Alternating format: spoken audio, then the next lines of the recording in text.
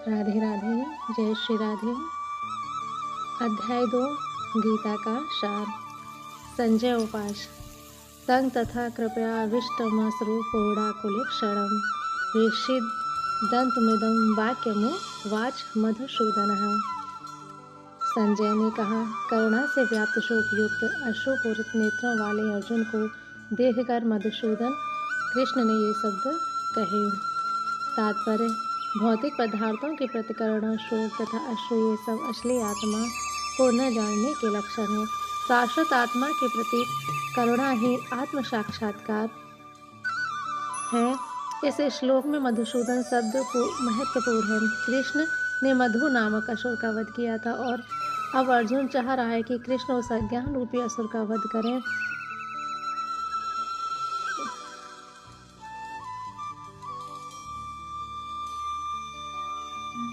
जिसने उसे कर्तव्य से विमुख कर रखा है। यह कोई नहीं जानता कि करुणा का प्रयोग कहाँ होना चाहिए।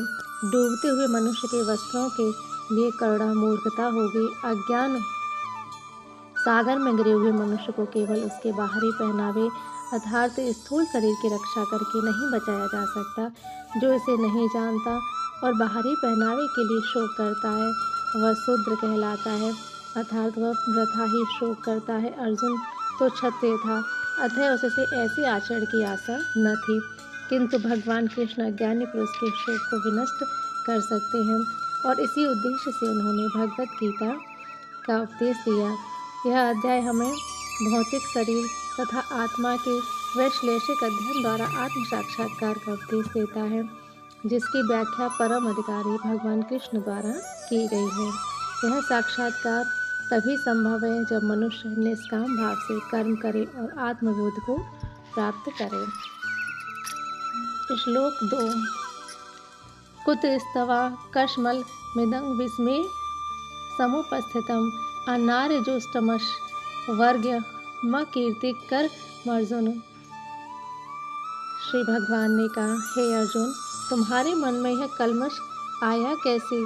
यह उस मनुष्य के लिए तनिक भी अनुकूल नहीं है जो जीवन के मूल्य को जानता हो। इससे उच्च लोक की नहीं अपितु अपयश की प्राप्ति होगी। तात्पर्य: श्री कृष्ण तथा भगवान अभिन्न है, इसलिए श्री कृष्ण को संपूर्ण गीता में भगवान ही कहा गया है। भगवान परम सत्य की पराकाष्ठा है। परम सत्य का बोध ज्ञान की 3 अवस्थाओं में होता है: ब्रह्मा या निर्विशेष सर्वव्यापी चेतना, परमात्मा या भगवान का अंतर्यामी रूप जो समस्त जीवों के हृदय में है, तथा भगवान या श्री भगवान कृष्ण। श्रीमद् भागवत में परम सत्य की धारणा इस प्रकार बताई गई है। वदन्ति तत्त्वतः विदस्त ततं यज्ञानमध्ययं बहेयुति परमात्मेति भगवानिति शब्दते। परम सत्य का ज्ञाता परम सत्य का अनुभव ज्ञान की 3 अवस्थाओं में करता है और ये अवस्थाएं एक रूप हैं। ये ब्रह्म, परमात्मा तथा भगवान के रूप में व्यक्त की जाती हैं। इन 3 दिव्य पक्षों को सूर्य के दृष्टांत द्वारा समझाया जा सकता है, क्योंकि उसके भी 3 भिन्न भिन्न पक्ष होते हैं, यथा धूप प्रकाश, सूर्य की सतह तथा सूर्यलोक स्वयं।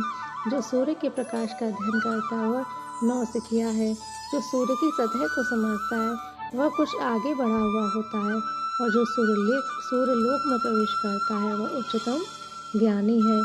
जो नौसिखिया सूर्य प्रकाश, उसकी विश्व व्याप्ति तथा उसके निर्विशेष प्रकृति के अखंड तेज के ज्ञान से ही तुष्ट हो जाता है, वह उस व्यक्ति के समान है जो परम सत्य के ब्रह्म रूप को ही समझ सकता है। जो व्यक्ति कुछ अधिक जानकार है वह सूर्य गोले के विषय में जान सकता है, जिसकी तुलना परम सत्य के परमात्मा स्वरूप से की जाती है। जो व्यक्ति सूर्य लोक के अंतर में प्रवेश कर सकता है उसकी तुलना उससे की जाती है जो परम सत्य के साक्षात रूप की अनुभूति प्राप्त करता है। अतः जिन भक्तों ने परम सत्य के भगवान स्वरूप का साक्षात्कार किया है वे सर्वोच्च अध्यात्मवादी हैं। यद्यपि परम सत्य के अध्ययन में रत सारे विद्यार्थी एक ही विषय के अध्ययन में लगे हुए हैं। सूर्य का प्रकाश, सूर्य का गोला तथा सूर्यलोक की भीतरी बातें, इन तीनों को एक दूसरे से विलग नहीं किया जा सकता। फिर भी तीनों अवस्थाओं के अध्येता एक ही श्रेणी के नहीं होते। संस्कृत शब्द भगवान की व्याख्या व्यासदेव के पिता पराशर मुनि ने की है। समस्त धन, शक्ति, यश, सौंदर्य, ज्ञान तथा त्याग की से युक्त परम पुरुष भगवान कहलाता है। ऐसे अनेक व्यक्ति हैं जो अत्यंत धनी है, अत्यंत शक्तिमान है, अत्यंत सुंदर है, अत्यंत विख्यात, विद्वान तथा विरक्त भी हैं, किंतु कोई साधिकारी यह नहीं कह सकता कि उसके पास सारा धन, शक्ति आदि है। एकमात्र कृष्ण ही ऐसा दावा कर सकते हैं, क्योंकि वे भगवान हैं। ब्रह्म, शिव या नारायण सहित कोई भी जीव कृष्ण के समान पूर्ण ऐश्वर्यवान नहीं है। अतः ब्रह्म संहिता में स्वयं ब्रह्मा जी का निर्णय है कि कृष्ण स्वयं भगवान है, न तो कोई उनके तुल्य है, न उनसे बढ़कर है। वे आदि स्वामी या भगवान हैं, गोविंद रूप में जाने जाते हैं और समस्त कारणों के परम कारण है। ईश्वरः परम कृष्ण सच्चिदानंद विग्रह अनादिरादिर गोविंद सर्व कारण कारणम। ऐसे अनेक पुरुष हैं जो भगवान के गुणों से युक्त हैं, किंतु कृष्ण परम है, क्योंकि उनसे बढ़कर कोई नहीं। वे परम पुरुष हैं और उनका शरीर सच्चिदानंदमय है। वे आदि भगवान गोविंद हैं और समस्त कारणों के कारण हैं। भगवत में बताया गया कि भगवान के नाना अवतारों की सूची है, किंतु कृष्ण को आदि भगवान बताया गया है, जिनसे अनेक अवतार का ईश्वर विस्तार करते हैं। एते चांस कला पुंसः कृष्णस्तु भगवान स्वयं इंद्रार्य व्याकुलम लोके मृडयन्ति युगे युगे।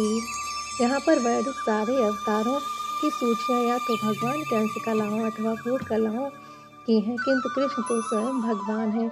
अतः कृष्ण आदि भगवान परम सत्य परमात्मा तथा निर्विशेष ब्रह्म दोनों के उद्गम है। भगवान की उपस्थिति में अर्जुन द्वारा स्वजनों के लिए शोक करना सर्वथा अशोभनीय है। अतः कृष्ण ने कुतः शब्द से अपना आश्चर्य व्यक्त किया है।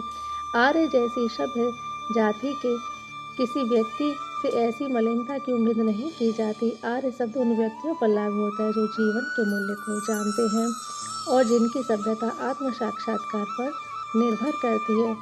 देहात्म बुद्धि से प्रेरित मनुष्य को यह ज्ञान नहीं रहता कि जीवन का उद्देश्य परम सत्य विष्णु या भगवान का साक्षात्कार है। वे तो भौतिक जगत के ब्रह्म स्वरूप से मोहित हो जाते हैं, अतः वे यह नहीं समझ पाते कि मुक्ति क्या है। जिन पुरुषों को भौतिक बंधन से मुक्ति का कोई ज्ञान नहीं होता, वे अनार्य कहलाते हैं। यद्यपि अर्जुन क्षत्रिय था, किंतु युद्ध से विचलित होकर वह अपने कर्तव्य से गुमराह हो रहा था। उसकी यह कायरता अनार्यों के लिए ही शोभा देने वाली हो सकती है। कर्तव्य पथ से इस प्रकार का विचलन न तो आध्यात्मिक जीवन में प्रगति करने में सहायक बनता है